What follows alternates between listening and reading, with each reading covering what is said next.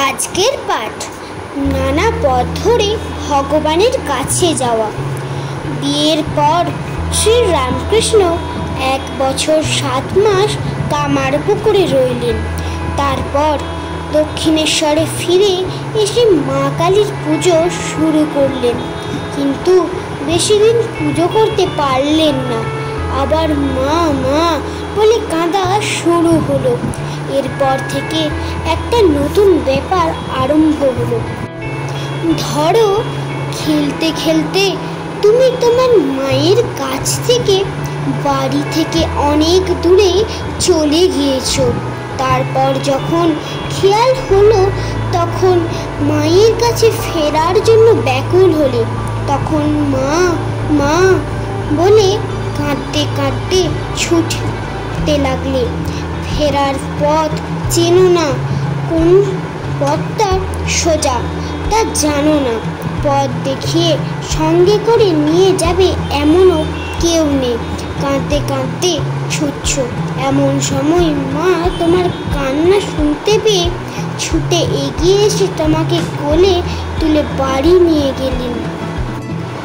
আবার ধরো, মায়ের কাছে ফেরার জন্য যখন কাঁদছ, তখন এমন কেউ এসে গেল সেখানে যে তোমার বাড়ি আগে গেছে, সেখানে ফেরার পথ চেনে, কোন পথ ধরে তাড়াতাড়ি সহজে ফেরা যায় জানে, সে সঙ্গে নিয়ে তোমাকে মায়ের কাছে পৌঁছে দিয়ে গেল।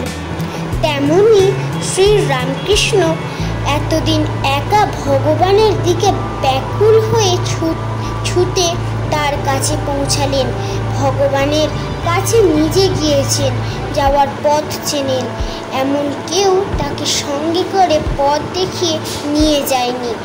এখন থেকে সেই রকম সব লোক আসতে লাগলেন। এদের শুরু হলো বলা, যেসব পথ ধরে আগে বহু লোক ভগবান লাভ করেছেন, তারা এসে একে একে সেসব পথ দিয়ে তাকে সেখানে নিয়ে যেতে লাগলেন। প্রথমে এলেন ভৈরবী ব্রাহ্মণী।